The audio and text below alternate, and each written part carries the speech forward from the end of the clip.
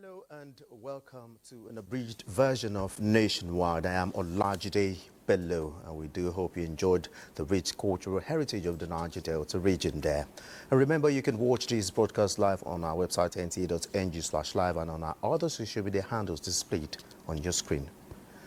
Now let's start from the presidency. Contrary to misinformation and fake news circulating online, President Bola Ahmed Tinubu says he has never stopped issuing 5-year multiple entry visas for U.S. citizens in accordance with the principle of subsisting bilateral agreements and reciprocity. In a statement by his special advisor on information and strategy, Bayo Onanuga, the president adds that immediately after assuming office, a service-wide directive was issued that Nigeria will implement all bilateral agreements with other nations and adhere to the principle of reciprocity in diplomatic relations. In line with this, the Ministry of Foreign Affairs has clearly stated the position of the federal government, and it will continue engagement with the USA to address the unfavorable restrictions in a just and fair manner that reflects the mutual respect and partnership that still exists between our two friendly nations. And from the Temple of Justice, the Supreme Court of Nigeria has affirmed the victory of Monday Okpebholo in the Edo State September 21, 2024 off-cycle governorship election. Olabode reports that all the issues in contention were resolved against the appellant. Upon losing the appeal that he filed before the Intermediate Court to challenge his loss at the Election Tribunal, Asorime Ighodalo and his party, the People's Democratic Party, approached the Apex Court for final determination of the matter. Asorime had alleged that he won the election, that Okpebholo's victory was invalid because it purportedly did not comply with the Electoral Act 2022. The 5-man panel led by Justice Muhammad Garba said Asue and the PDP failed to lead credible evidence in support of their assertions. His victory has been affirmed by the courts of the land. No issues of dissent. The Supreme Court agreed in totality. I urge all our supporters that they should not disperse. They should be peaceful. The Apex Court unanimously agreed with the lower courts that dumping beavers machines before the tribunal without leading evidence on them was fatal to Asue Ighodalo's case. Olabode, NTA News. Meanwhile, the president has congratulated Governor Monday Okpebholo of Edo State on the affirmation of his election by the Supreme Court. In a statement, he lauded the Supreme Court's neutrality and encouraged Governor Okpebholo to be magnanimous in victory and rally the citizens of Edo across divides towards a singular vision of advancing the state's development. He also congratulated the All Progressives Congress APC in Edo State and calls for cohesion and dedication in effectively discharging the mandates given by the people.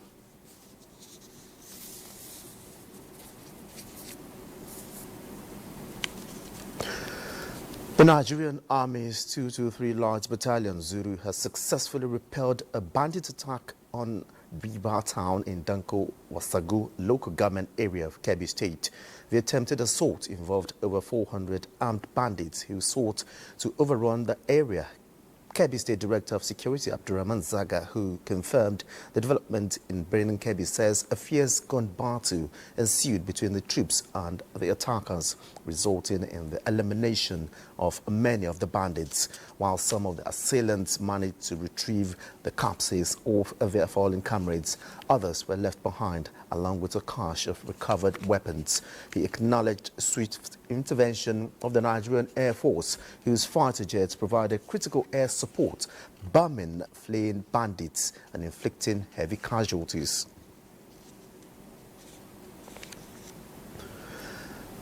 Now to the National Assembly. The Nigerian Army is calling on the National Assembly to enact laws that will make persons engaged in illegal trading, aiding and possession of firearms to face capital punishment. Theater Commander of the Joint Task Force Operation Hadinkai, Major General Abdulsalam Abubakar, made the plea during operational briefing to the Senate Committee on Army during its oversight visits to Maiduguri, Borno State. National Assembly correspondent Isa Mohammed reports. The visit by the Senate Committee on the Army to Maiduguri provided an opportunity for the Joint Task Force Operation Hadinkai to brief the committee on its operations, successes, challenges, and the way forward on security of the Northeast region.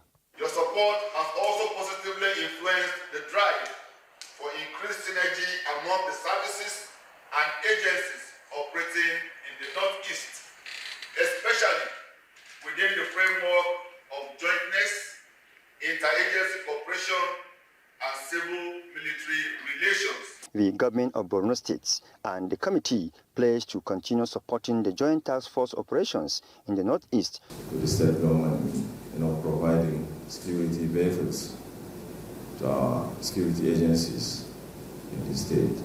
I believe with such collaborations, even not the state itself, if agencies or partners are coming in to support the federal government, I think it will go a long way. We believe there is need to, take the army out of the envelope budget, and that we are trying to, synergize with not only the Army Committee, both the Defense, Air Force, and Navy, and other security agencies, so that, they are taken out and they begin to have, they get their funds from first line charge. The committee visits project sites in the Maiduguri cantonment, construction of new structures for both juniors and seniors cadre, as well as the 7 division headquarters, with some projects completed while others are in different stages of completion.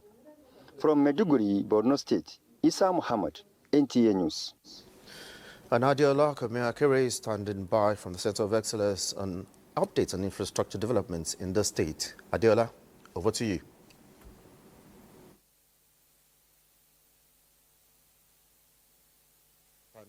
Alajide. The National Assembly will keenly support President Tinubu administration's timely delivery of all major road projects undergoing construction and rehabilitation across the country. The statement is credited to members of the National Assembly Joint Committee on Works when they paid an oversight visit to Lagos-Ibadan Expressway. Larry Bilenyi has the details. The frequent monitoring of roads construction by the federal government sent a clear signal that expedience in delivery time of the project is of utmost importance. This is why the National Assembly Joint Committee on Works visited the Ojo-Iwo Road section of the Lagos-Ibadan Expressway, where they expressed satisfaction at the level of work done on that section of the road. On a very good job. They're going to conclude very soon, but it's not yet to Huru. We're still going to come back because we're still going to come to Ibadan, Oyo, and then Oyo, Ubomosho, and we're going to pass through this place in a few weeks. So we'll see if they're going to keep their promise. But so far, so good. Special thanks to them. Special thanks to the President, Asiwaju Bola Ahmed Tinubu, for responding to this. When we see work being done to specification, we give kudos to the contractor. When it is not done well, we also tell them to do corrective actions. We've raised concerns, especially on the shoulders where they have not done anything to protect the road from erosion. And the site rep confirmed that they are still going to do some drains and some caps to protect the road. The House Joint Committee is of the belief that the contractors handling the project will effect the necessary corrections at areas pointed at before their next oversight visit. In Lagos, Larry Bilenyi, NTA News. And that's it from Lagos. The nationwide news will continue with Olajide in Abuja when we return from this break. Please stay with us. Welcome back.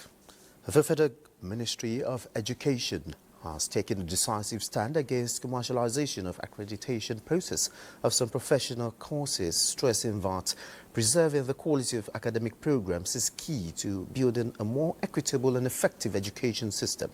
This position formed part of the resolutions reached at a recent stakeholders engagement. Zenret Ding reports.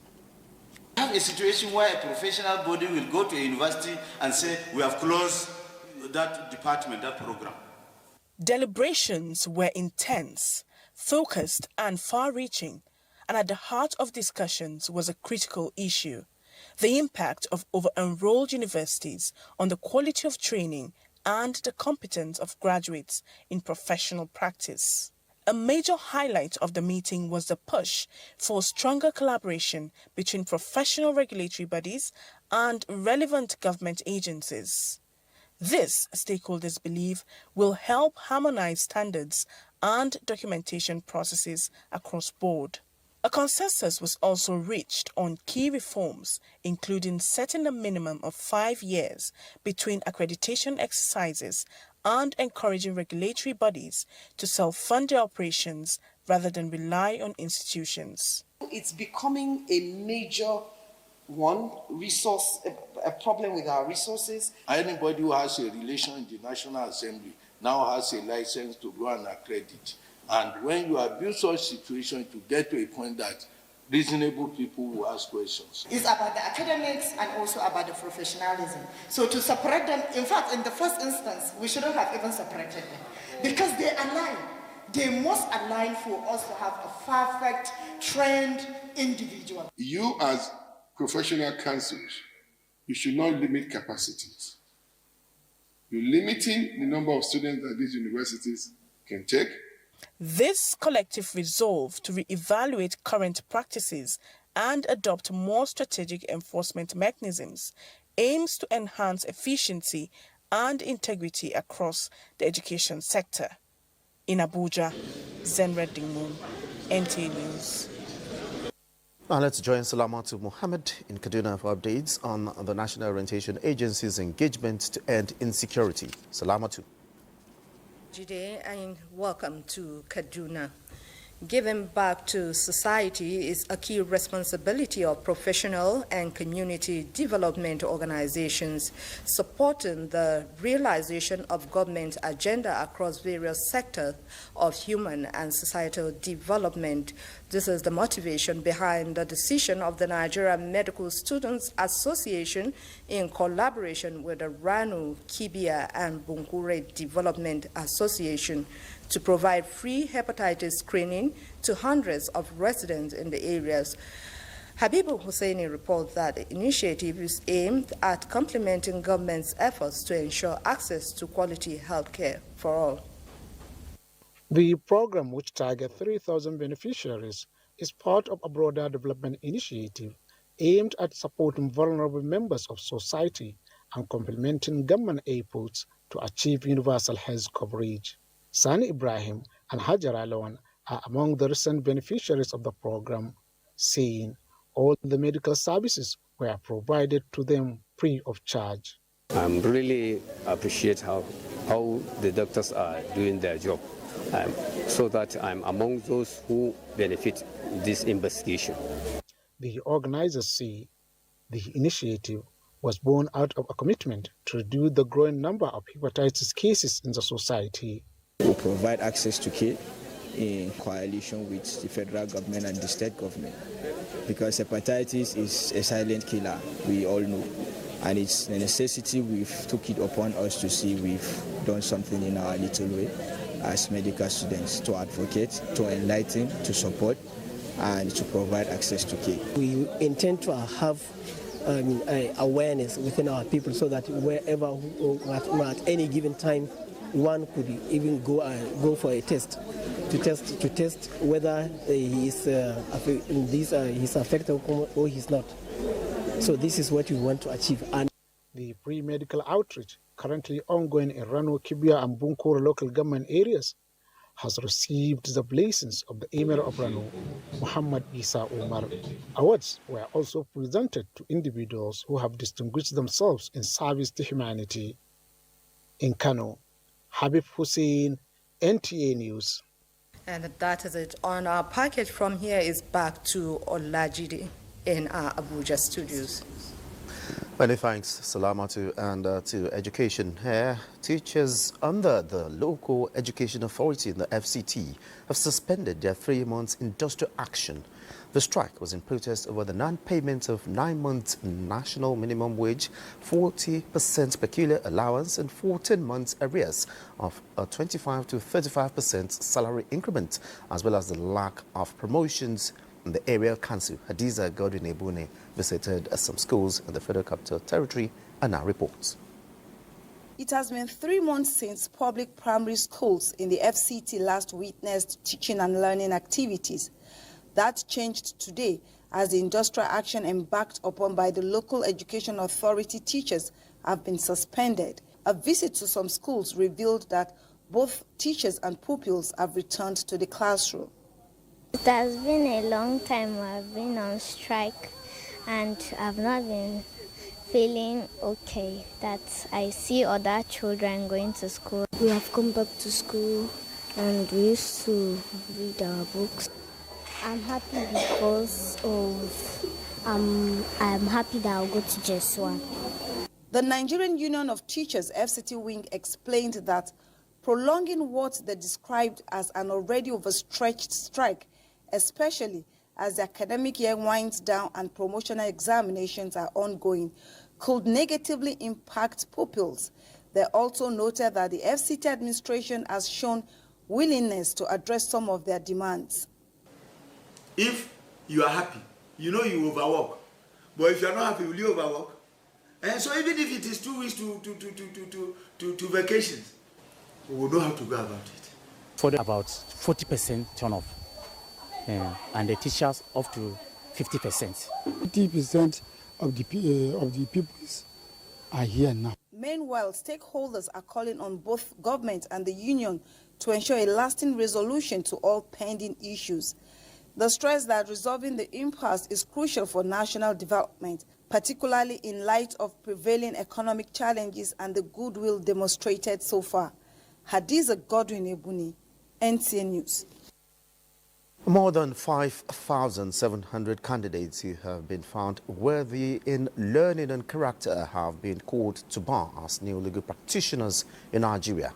Olabode Arewa reports that the colourful event was attended by friends and relatives of the new wigs. Chiamaka Nwafo Obasi is one of the new wigs just called to the Nigerian bar as a solicitor and advocate. Having successfully passed the July 2025 final bar examinations, she is glad that her labors have been worthwhile. Well, at the moment I'm excited, but it wasn't easy. The final bar examination is the last step before the 5,725 candidates were called to bar, and at the ceremony, Chairman, Body of Benchers, Justice Olukayode Ariwola, reminded them of the responsibilities attached to being part of the legal profession. You are not to do any act or conduct yourself in a manner that will obstruct or adversely affect the course of justice. The charge by the chairman of the Board of Benchers is for the new wigs to uphold the tradition. I advise the members of the public to allow lawyers first to do their work as lawyers and don't push them unnecessarily. The occasion was witnessed by very senior members of the bar and the bench. In Abuja, Olabode Arewa, NTA News. And let's join Susan in Makudi for more on Nationwide. Susan, over to you.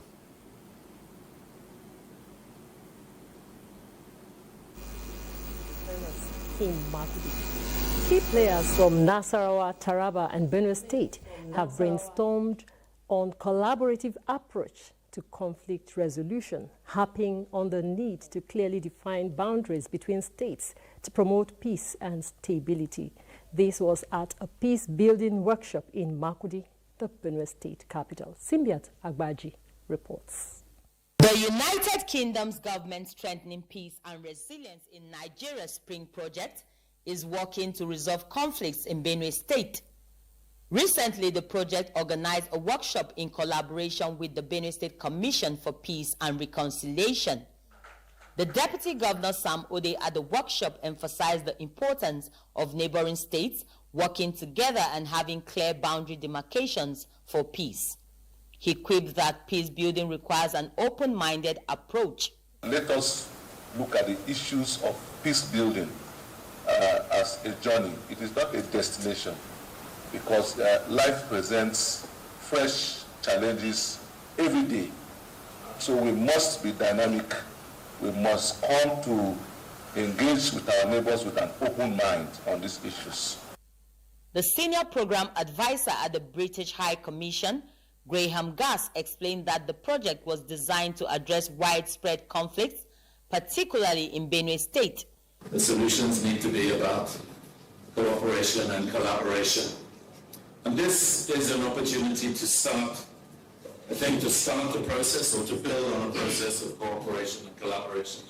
Other speakers at the workshop, including the Totif, Professor James Ayatse, called for the revival of the National Peace Policy and suggested forming a Benue Youth Forum. We can always sit down and discuss, give and take, a win-win situation, but when you apply force because you are in a position to do so, then agitations will arise. The workshop aimed to promote peace and reconciliation in Benue State through dialogue and collaboration. In Makudi, Simbiat Agbaji, NTA News. And that's it from Makudi. Kemi is standing by in Ibadan after this time out.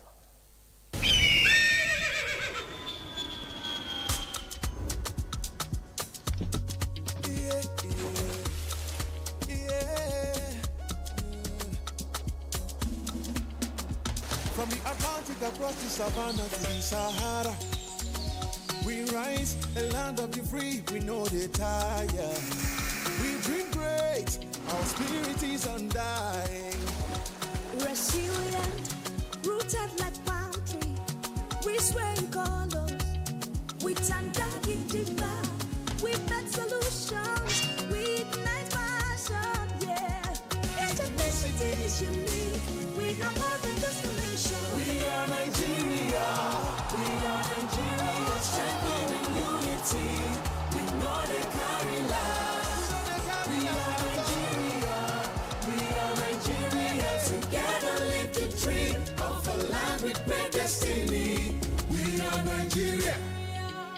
I am the real Nigerian. Brought to you by the National Orientation Agency.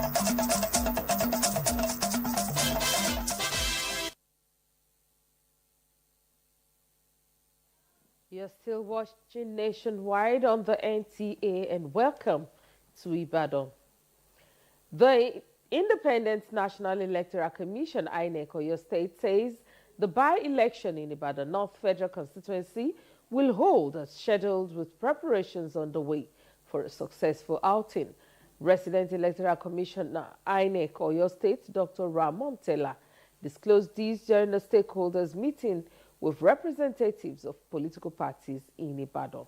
Correspondent to Yinka Omoli reports. With 19 political parties in the state expressing interest to participate in the by-election in Ibadan North Federal Constituency, INEC in Oyo State intimated representatives of the political parties at the stakeholders meeting with what is required of them ahead of the August 16th exercise for a seamless exercise. We admonish every party to always play the game according to the rules. Resident Electoral Commissioner Oyo State, Dr. Ramon Tella, while pledging the readiness of the commission, disclosed that the by-election will take place in 152 polling units in 12 registration area centers and wards, with 272,196 registered voters and 217,980 voter cards collected. The commission will also employ both members of National Youth Service Corps and staff members of the commission, totaling 2,152 for this upcoming by-election. The commission is required to conduct by-election to fill the vacant legislative seats within 90 days from the date the vacancy occurs. This could not take place then as a result of logistics and financial challenges. It will be recalled that the by-election became necessary due to the death of Olaide Akinremi on the 10th of July 2024 in Ibadan.